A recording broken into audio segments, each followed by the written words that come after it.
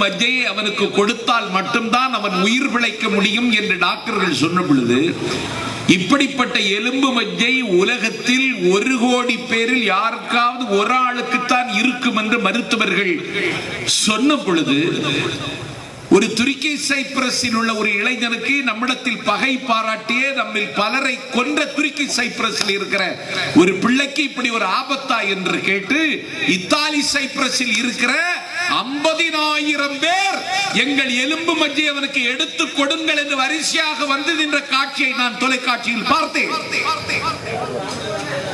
சைப்ரஸில் இருக்கிறது சங்கரர் பிறந்த மண்ணில் இல்லையே. நான் மிகுந்த கவலையோடு கேட்கிறேன். அன்புக்கும் அறிவுக்கும் ஒரு பெரிய தட்டுப்பாடும் முட்டுப்பாடும் இந்த சமூகத்தில் இன்றைக்கு வந்திருக்கிறது. அறிவென்றால் பட்டம் பெற்றவன் அறிவாளி அல்ல. அறிவினால் ஆகுவதுண்டோ பிரிதின் நோய் தன்னாய் போல் நோற்றாக்கடை என்றான் வள்ளுவர். தான் சார்ந்திருக்க சமூகத்தில் வதை விடுகிறவனை, வாழ்விழந்தவனை, வஞ்சிக்கப்பட்டவனை, அவனை கரை சேர்க்க வேண்டும் என்றும் அவனுக்காக கவலைப்படக்கூடாதவனுக்கு கையிலே அறிவு இருக்குமானால் அந்த அறிவினால் என்ன பயன்? நான் கேட்கல. 2000 ஆண்டுகளுக்கு முன்னால் மண் செழிக்க மழை பொழிந்தது போல மனித மனம் செழிக்க பாடிய வள்ளுவர் கேட்கிறார், இந்த அறிவினால் என்ன பயன்? உனக்கு அறிவு இருக்கலாம், அறிவிருந்து உங்ககிட்ட அன்பு இல்லாமல் இருக்குமானால் அந்த அறிவினால் என்ன பலன்? அறம் போலும் கூர்மையரேனும் மரம் போல்வர் மக்கள் பண்பில்லாதவர்னு சொன்னான். அறிவு வேணும். சமகாலத்தில் பார்த்தா ஏபிஜே அப்துல் கலாம் பெரிய அறிவாளி, பெரிய அறிவாளி.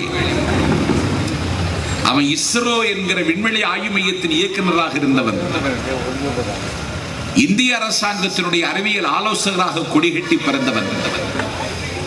ராஜஸ்தான் மாநிலத்தில் பொக்கரான் பாலைவனத்தில் பூமிக்கடியில் அணுவாயுத சோதனை வெற்றிகரமாக நிறுவி இந்தியா ஒரு வல்லரசு என்று வையகத்துக்கு சொன்னவன்.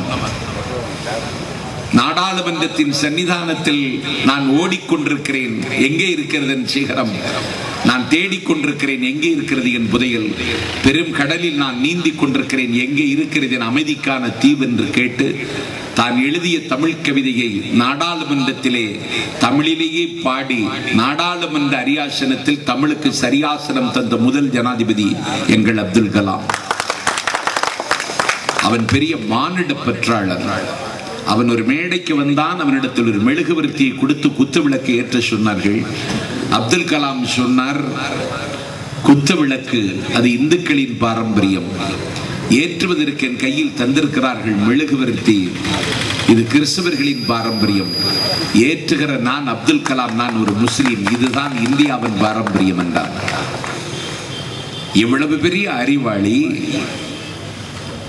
21ஆம் நூற்றாண்டிற்கு இன்னும் 20 ஆண்டுகளில் இந்தியா வல்லரசு ஆகும் என்று கனவு கண்டு அந்த கனவை நனவாக்குவதற்கு அரசாங்கத்திற்கு, மாணவ சமூகத்திற்கு திட்டங்களையும் தீர்வுகளையும் சொல்லுகின்ற வல்லாண்மை மிகுந்த ஆற்றலாளன், அறிவாளி.